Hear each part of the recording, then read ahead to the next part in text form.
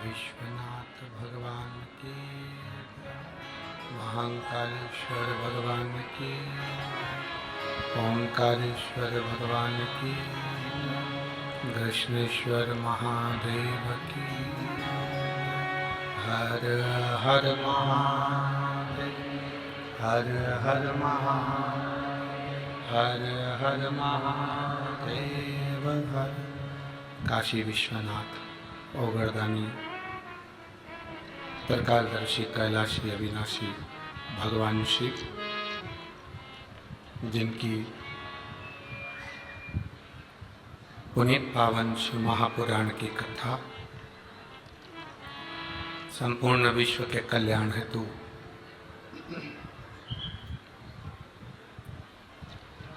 श्रवण करने का सौभाग्य बाबा देवाधिदेव महादेव की कृपा से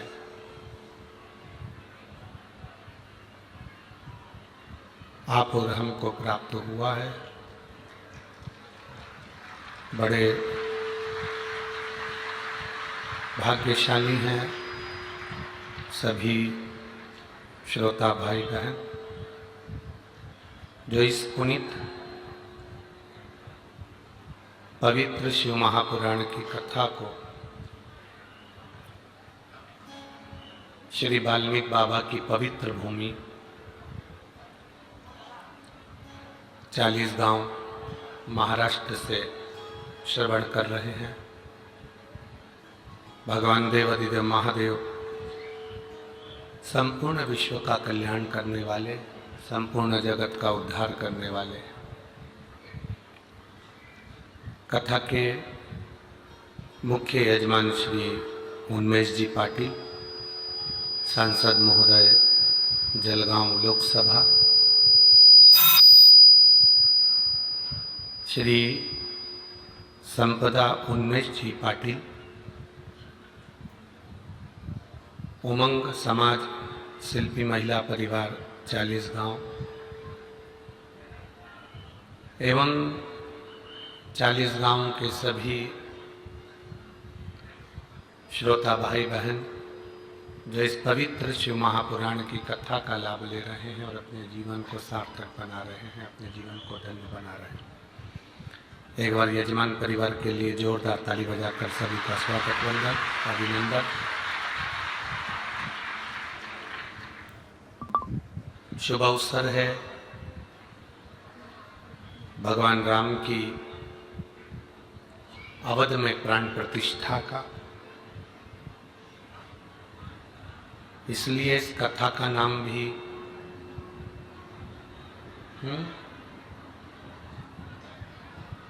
प्रभु श्री राम शिव महापुराण की कथा, इस कथा का नाम दिया गया।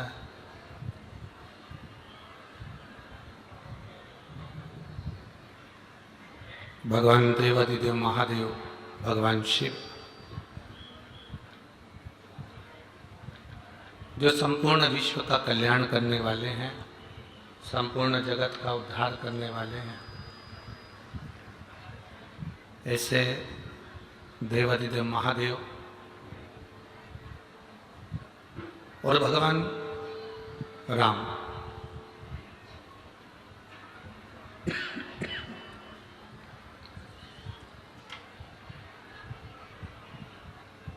इन दोनों का जो स्नेह है, जो प्रेम है, जो वात्सल्यता है, जो करुणता है, जो आनंदता है, वो एक अविरल है।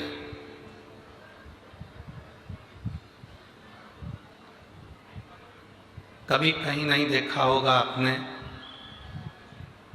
राम जी शिव जी की आराधना करते हैं और भगवान शंकर राम जी की आराधना करते हैं। ये सारे स्पीकर चल रहा है, एक बार चेक करो। आशीष खड़े हो गए, सब जगह जाते हैं।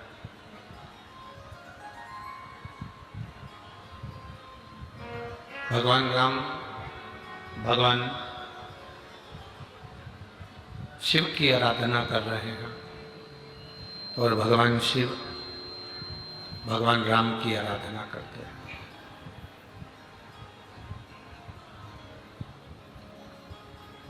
शिव महापुराण की कथा कहती है कि जिस दिन हम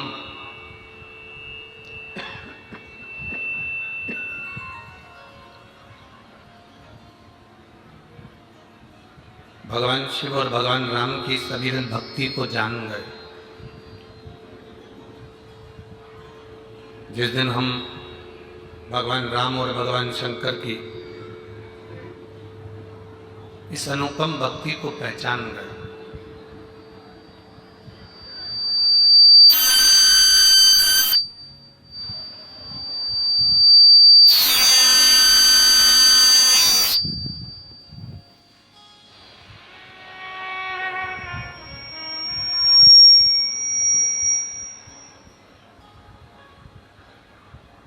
जिस दिन हम भगवान राम और भगवान शिव की अविरल भक्ति को जान जाएं, पहचान जाएं,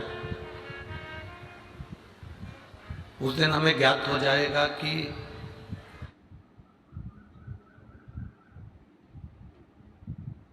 भगवान शिव भगवान राम दोनों अलग नहीं हैं।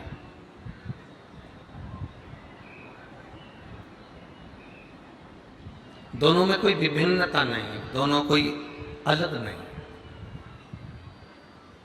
भगवान शंकर भगवान राम की आराधना करते हैं और भगवान राम भगवान शिव की आराधना करते हैं। दोनों एक दूसरे की आराधना में लीन हैं,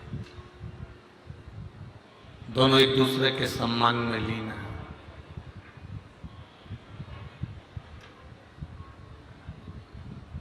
हम इस मृत्यु लोक में रह जरूर रहे हैं, हम इस संसार में जरूर रह रहे हैं, इस संसार में हमारा जन्म जरूर हुआ है और हम इस मृत्यु लोक में रह जरूर रहे हैं।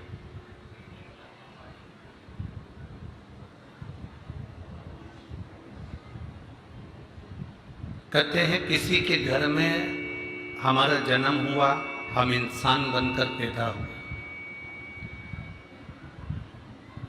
थोड़ा सावधानी रखकर इस कथा का स्मरण करेंगे। हम किसी के घर में इंसान बनकर पैदा तो हो जाते हैं, पर पैदा होने के बाद हमारे भीतर की इंसानियत कहाँ रह जाती है वो हमें समझ में नहीं आती है। इंसान बनने से ज़्यादा जरूरी है आपके भीतर इंसानियत को पैदा करना, इंसानियत लेकर आना, जिससे हम किसी के दुख को देखकर दुखी हो जाएं, किसी के सुख को देखकर हम सुखी हो जाएं। ये मनुष्य देह की सबसे बड़ी इंसानियत है, ये मानव के जीवन की सबसे बड़ी इंसानियत।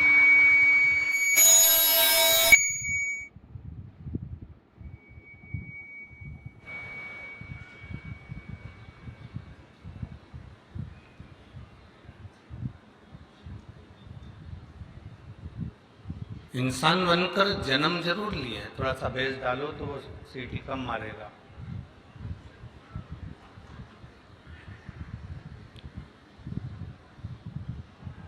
इंसान बनकर जन्म लेना एक अलग क्रम है, पर वो इंसान के अंदर इंसानियत आना वो मूल है। सबसे ज्यादा जरूरी है हमारे भीतर की इंसानियत को प्रकट करना। भगवान राम, भगवान शिव का भजन करते करते करते करते संपूर्ण 14 वर्ष तक वन में विचरण करते रहे, वन में भ्रमण करते रहे।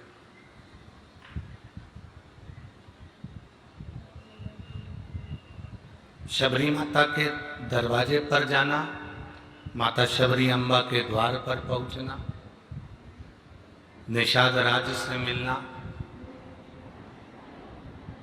सुग्रीव से मिलना, बाली से मिलना, संपूर्ण वन क्षेत्र में किसी सेठ के घर पर या किसी धनपति के घर पर या किसी अन्य के घर पर भगवान एक बार भी नहीं गए। गए तो शबरी अम्बा के दरवाजे पर,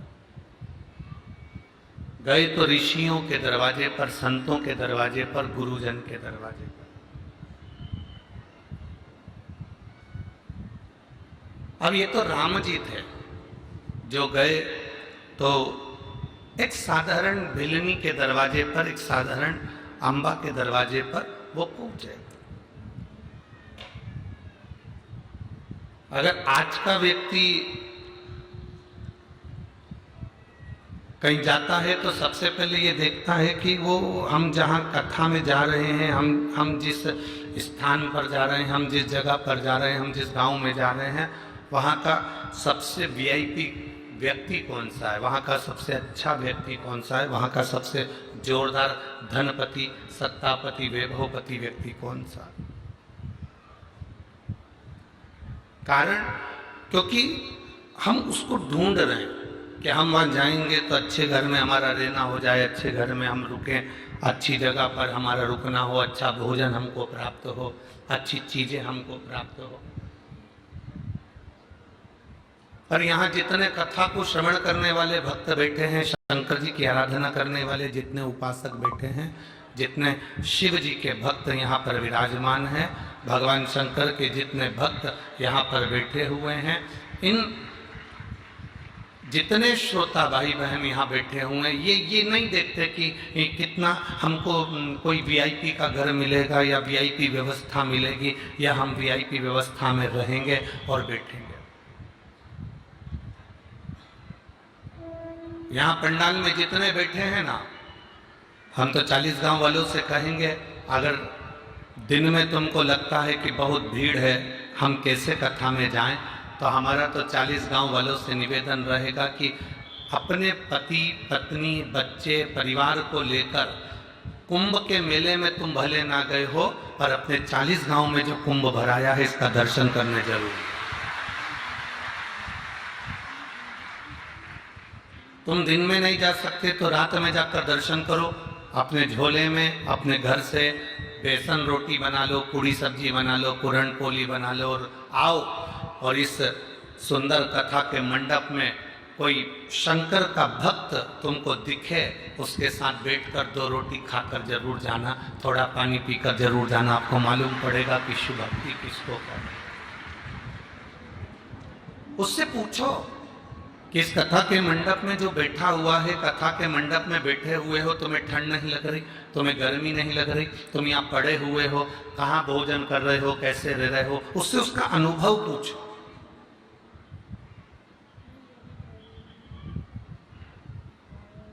जैसे मेरे राम भ्रमण करते करते करते करते करते करते शबरी अम्बा के दरवाजे पर जाते हैं, मेरे राम भ्रमण करते करते निषाद राज के दरवाजे पर जाते हैं, मेरे राम भ्रमण करते करते सुग्रीव बाली के दरवाजे तक पहुंचते हैं, संत ऋषियों के दरवाजे तक पहुंचते हैं। शिव महापुराण की कथा कहती है, जो भगवान शंकर की कथा का रसस्वादन दिल से, आनंद से, भाव से श्रवण करता है, तो जैसे राम शबरी के दरवाजे पर जाते हैं। जब हम भगवान शंकर की अविरल भक्ति में डूब जाते हैं और भजन में डूब जाते हैं तो एक दिन राम हमारे भी दरवाजे पर पहुंच ही जाते हैं, ये निश्चित। और तेरी कृपा बिना न हिले एक भी अणु, लेते हैं श्वास तेरी कृपा से तनु तनु। हे गंगाधार मुक्ति द्वार ओंकार तू, भोले ओंकार तू। आयो शरण तिहार शंभु तार तार तू। शिव कथा कर रही है, भगवान शंकर का संवाद कर रहा। सबसे पहली राम कथा का गायन किसने करा? जम के बोलो जरा, सब लोग बोलो। सबसे पहली राम कथा का गायन करा किसने? केवल एक देवाधिदेव महादेव ने। सबसे पहली रामचरितमानस की रचना किसने करी? बोलते जाओ जरा जल्दी। सबसे पहली रामचरितमानस की रचना किसने करी? देवाधिदेव महादेव। रामायण की रचना करने वाले भी शिव हैं और राम कथा का वाचन करने वाले भी शिव, कोई दूसरा नहीं।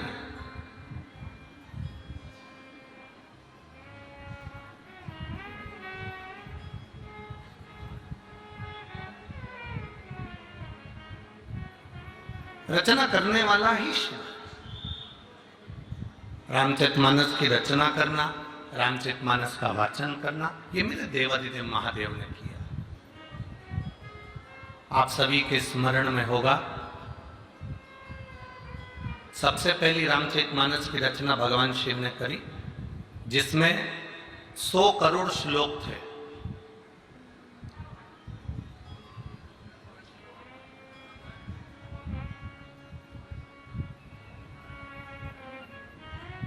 भगवान शंकर ने अपने हृदय में रख रखी थी। अमरनाथ की गुफा में, जब अमरनाथ की गुफा में माता पार्वती जी को लेकर पहुंचे, अमरनाथ की गुफा में जब माता पार्वती जी को लेकर भगवान शिव जाते हैं और वहां बैठकर भगवान राम की पवित्र कथा मेरे भोलेनाथ जी माता पार्वती को श्रवण कराते हैं।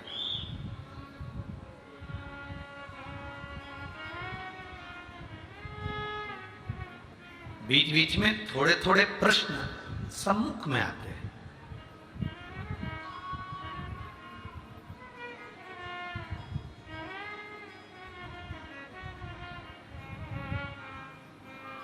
थोड़े थोड़े से प्रश्न सामने खड़े हो जाते हैं।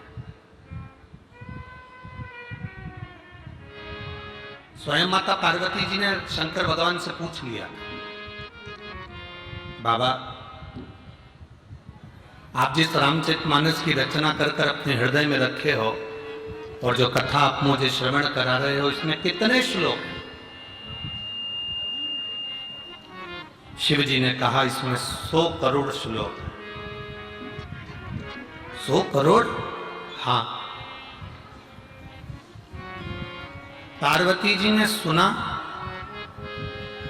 समय निकला, कथा पूरी सुनी, कैलाश पर आकर बैठे, सब दूर चर्चा हो गई कि रामचरितमानस की रचना भोलेनाथ जी ने करी है, उसमें 100 करोड़ श्लोक हैं जो शंकर भगवान ने अपने हृदय में रख रखे।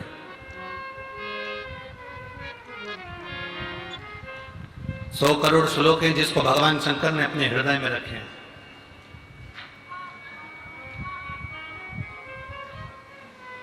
मनुष्य, देवता, राक्षस तीनों भगवान शिव जी के सामने आकर हाथ जोड़कर खड़े हो गए, तीनों सम्मुख में।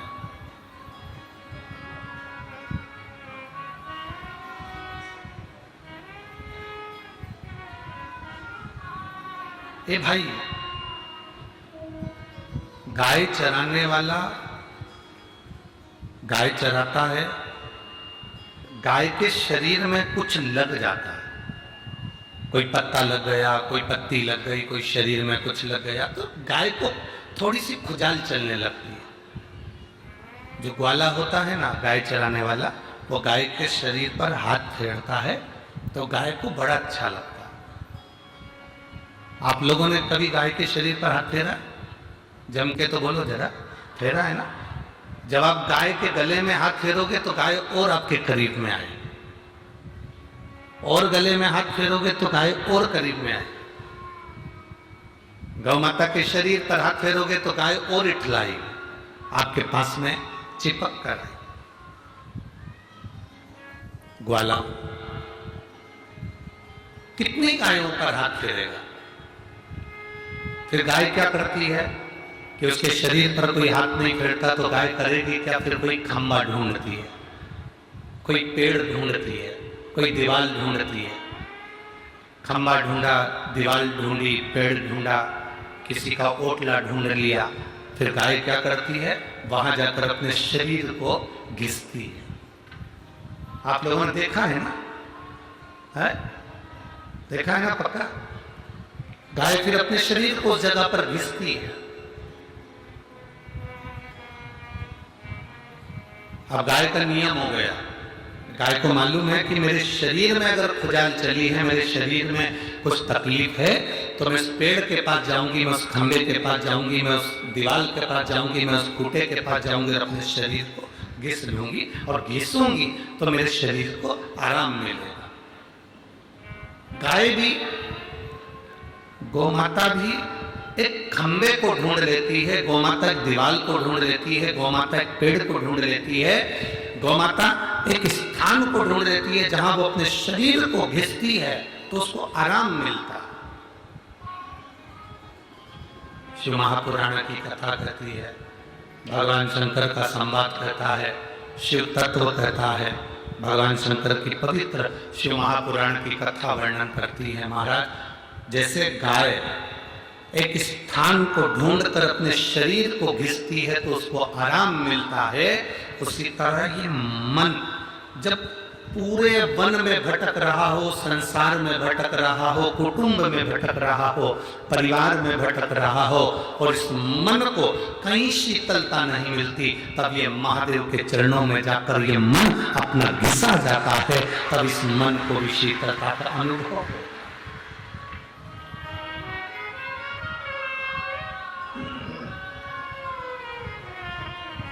तब इस मन को भी शीतलता का अनुभव होता है, इस मन को भी आनंद का अनुभव होता है, इस मन को भी श्रेष्ठता का अनुभव होता है, ये मन भी आनंदित होता है। हमारा एक निवेदन है, पूरे जितने श्रोता भाई बहन यहाँ कथा सुन रहे हैं और जितने टीवी पर सुन रहे हैं, जितने मोबाइल पर सुन रहे हैं, उन सब अपनी आंखों में आंसू भरकर कभी महादेव के पास मत जाओ।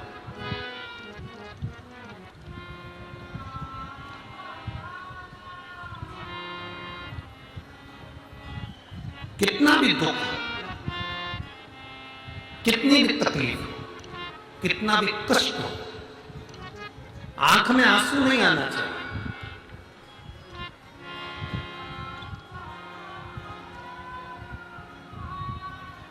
तुम्हें क्या लगता है कि मैं भगवान के पास जाकर रोऊंगी या मेरे आंख के आंसू भगवान देखेंगे? मेरे नैनों के आंसू अगर भगवान देखेंगे तो मेरी जल्दी सुन लेंगे, ऐसा होता है? अरे बोलो तो जम के, भगवान तुम्हारे नेत्रों के अश्रु से तुम्हारी बात नहीं सुनते। भगवान का एक नियम है कि तुम कहीं पर भी बैठकर दिल से उसको पुकार लोगे ना, तो मैं आंसू बहाने की जरूरत नहीं पड़ेगी, उसी समय प्रकट होगी, उसी समय। और शंभो शरणे खड़ी मांगू घड़ी रे घड़ी, दुख काटो दया करी निदर्शन आलो।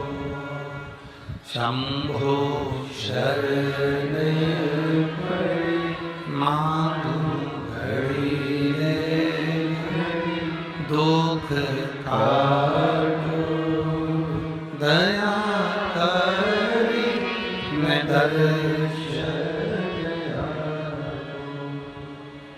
जरूरी नहीं कि आप शिव जी के सामने जाएं तो रोएं।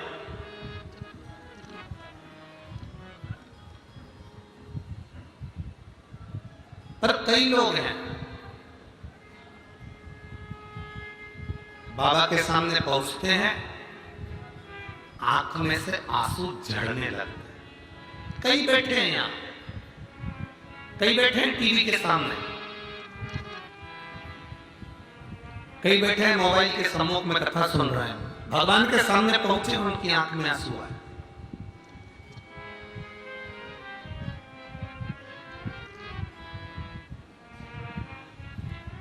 क्या कारण है कि भगवान के सामने पहुंचते हैं, भगवान देवाधिदेव महादेव के साक्षी में पहुंचते हैं और चोंगे जैसी आवाज आ रही है, चोंगे की आवाज कम करो। शिव की साक्षी में जब पहुंचते हैं, भगवान की साक्षी में जब पहुंचते हैं तो तुरंत उनकी आंखों में अश्रु भर आता। कारण क्या? किस कारण?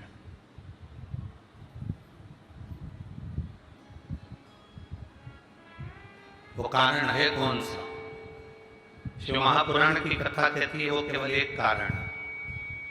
व्यक्ति भगवान पर इतना भरोसा कर लेता है, इतना भरोसा कर लेता है, इतना विश्वास दृढ़ कर लेता है कि जब उसके सामने पहुंचता है तो वो दिल से नहीं कह पाता, आंख से आंसू बहाकर मेरे महादेव से कह देता है।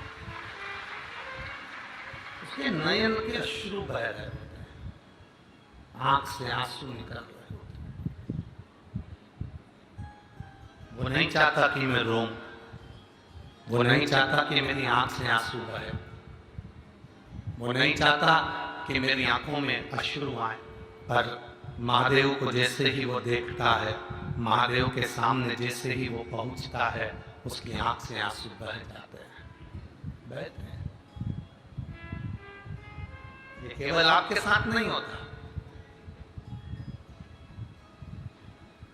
जिसको आप दिल से चाहते हो ना, उसको देखते से आंख में आंसू भर आते हैं।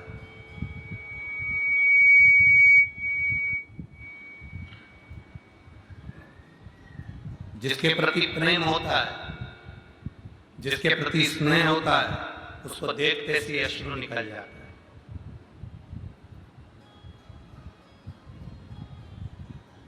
एक मिलन का बिंदु है।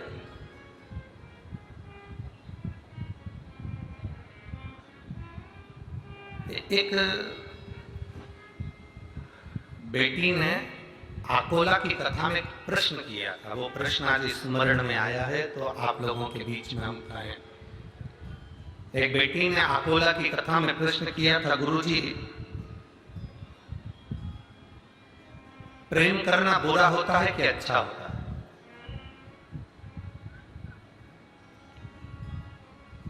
बोलो रे 40 गांव वाले, तुम्हारे गांव का नाम ही 40 गांव है, एक जगह पे 40 कबल है। तो प्रश्न का उत्तर भी तुमको देना चाहिए। हमारे तो एक गांव का रहने वाले, कोई आकोला का रहने वाला, कोई दुलिया का रहने वाला, कोई औरंगाबाद का रहने वाला, कोई छत्रपति संभाजी नगर, कोई कहीं, कोई कहीं, कोई कहीं। पर तुम्हारे तो गांव का नाम ही 40 गांव है। 40 गांव एक जगह मिल गए, मतलब 40 तरह के लोग, 40 समाज के लोग, 40 विचार के लोग एक जगह पर एक जैसे रहते हैं, वो गांव है 40 गांव।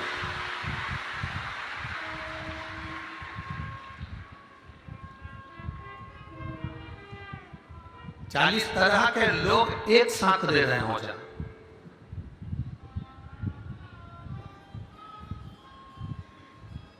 40 तरह के लोग एक जगह पर, 40 विचार के लोग एक जगह पर, 40 विचार मंच के लोग, 40 समाज के लोग एक जगह पर रहकर अपने दिल की बात एक जगह स्थिर कर रखते हैं, वो 40 नाम।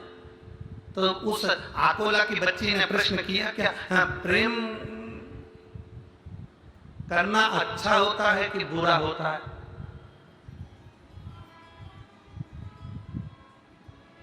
देव जरा उत्तर दे। देव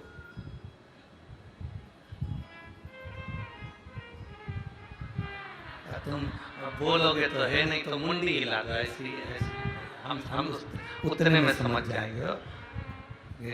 प्रेम करना अच्छा होता है कि बुरा होता है, ठीक है? तो आप कहो जो आपकी मर्जी पड़े, आप अपने मन से रख लो, पर हमारी भाषा में तो हम इतना कहेंगे, प्रेम करना अच्छा होता है, पर 35 टुकड़े होकर अटैची में भरा जाए ऐसा बुरा होता है।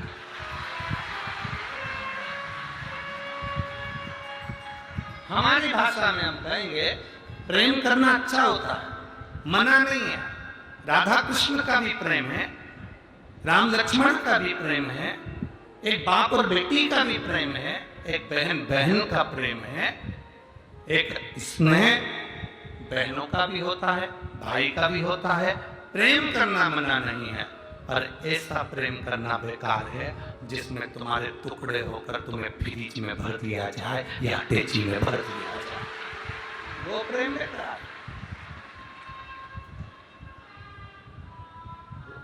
वो प्रेम हमारी दृष्टि में पूर्ण तरह से बेकार। आप प्रेम करो भगवान शिव से, आप प्रेम करो अपनी विद्या से, आप प्रेम करो अपनी पढ़ाई से।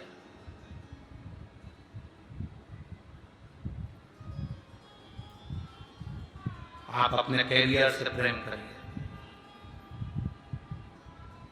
आप अपने लक्ष्य से प्रेम करिए, आप अपनी उमंगता उत्साह से प्रेम करिए। जिंदगी में मुझे कितना भी दुख मिले और मैं भगवान के भरोसे पर चलूं, ये आत्मीय प्रेम है। आत्मीय हम मना नहीं करेंगे कि ये कई लोग बड़ी गुरुजी, कई लोग कहते हैं महाराज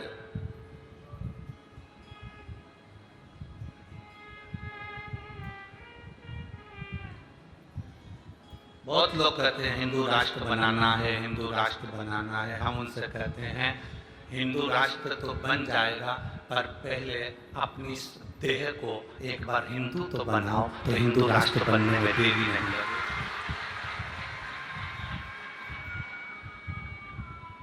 हिंदू राष्ट्र बनने में देरी नहीं लगेगी, पहले ये देह, ये शरीर हमारा हिंदू तो बने।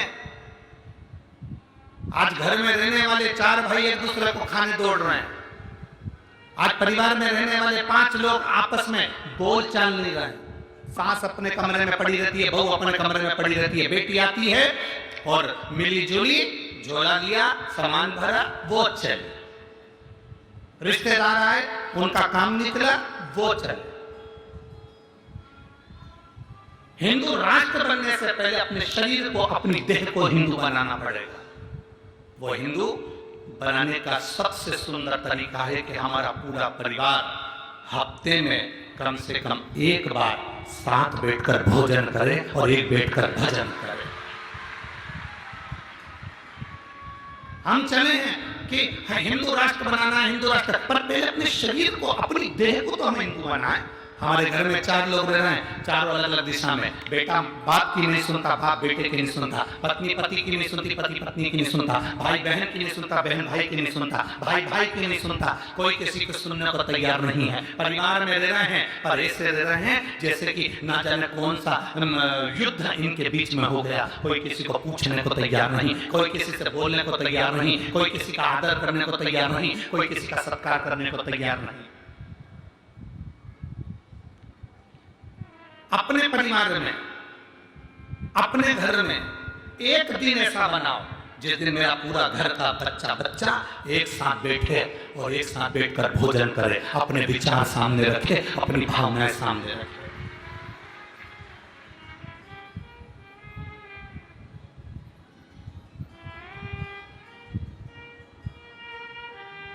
और उस समय पर किसी का मुंह नहीं खुलना चाहिए। चार घर की जगदम्बाएं एक जगह पर बैठ कर भोजन कर लें, बहुत बड़ी बात है। एक आती है आटा उसन कर जाती है, दूसरी जगदम्बा आती है रोटी सेक कर जाती है, तीसरी आती है सब्जी कतर के जाती है, चौथी आती है सब्जी बघार जाती है, और मालूम पड़े कि वो पूरा भोजन ठंडा हो गया, जिसकी मर्जी पड़े पड़ाए खा। खुद के पति आए, सिर पे पल्लू लेके आई, गरम करा खिलाया, और मालूम पड़े कोई दूसरा आया, ऐसा कैसे ही पड़ा कि पड़ा भोजन दे दिया। इसमें हमारा प्रेम नहीं झलकता बाप, इसको स्नेह नहीं करते। मेरे भोलेनाथ जी ने ये सब चीजों बहुत दूर रखी, सब चीजें दूर।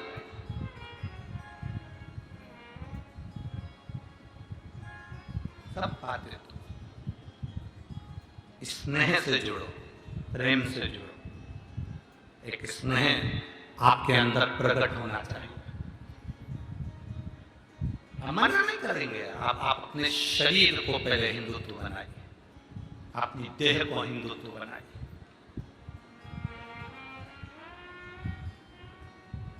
अगर आज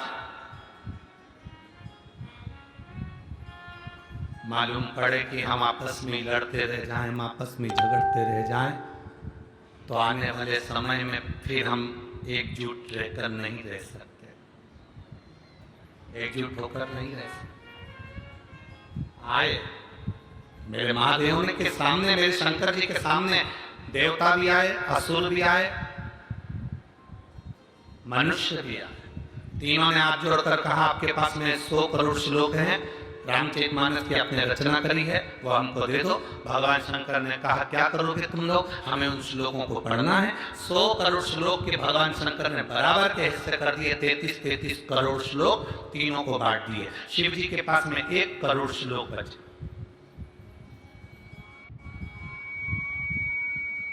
मेरे महादेव के पास में 1 करोड़ श्लोक बचे।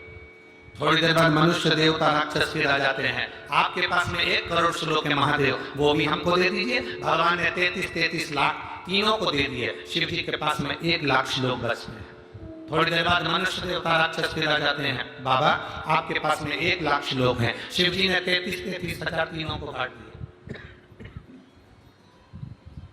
भगवान शंकर ने 33 हजार तीनों को बांट दिया। शिव जी के पास में 1000 श्लोक बचे। थोड़ी देर बाद मनुष्य देवता राक्षस फिर आ गए। भोलेनाथ आपके पास में 1000 श्लोक हैं। शंकर भगवान ने 3300 श्लोक तीनों को बांट दिए। शिव जी के पास 100 श्लोक बचे, मात्र 100 श्लोक। थोड़ी देर बाद मनुष्य देवता राक्षस फिर आ गए। बाबा आपके पास में 100 श्लोक हैं। भगवान ने 33 श्लोक तीनों को बांट दिए। शिव जी के पास 1 श्लोक बचा। थोड़ी देर बाद मनुष्य देवता राक्षस फिर आ गए। बाबा आपके पास में 1 श्लोक है। शंकर भगवान ने सोचा श्लोक 1 है, लेने वाले 3 हैं, इनको बांटू कैसे? तो समझ में आया कि जो श्लोक लिखा था वो अनुष्टुप छंद का था। संस्कृत के अनुष्टुप छंद में 32 अक्षर होते हैं, तो शंकर भगवान ने 10 अक्षर तीनों को बांट दिए। शिव जी के पास में मात्र 2 अक्षर बचे। थोड़ी देर बाद मनुष्य देवता राक्षस फिर आ गए।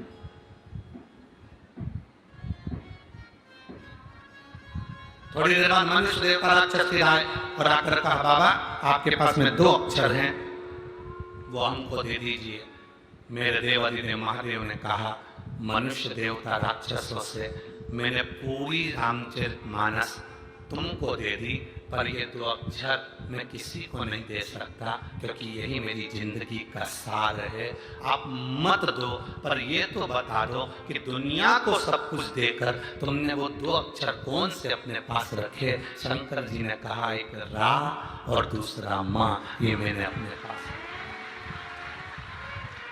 ये मेरे करीब में, मेरा अपना, मेरे अपने पास में। एक रा और दूसरा राम मेरे महादेव ने अपने पास में रखा। बाकी का सबको दे दिया। तुम्हें जो ले जाना है ले जाओ, तुम्हें जो लेकर जाना है जाओ।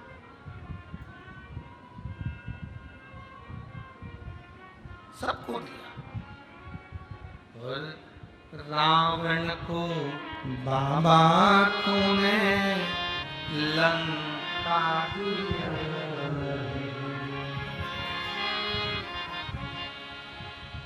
भस्मासुर को तूने कंगन दिया रावण को बाबा तूने लंका दिया।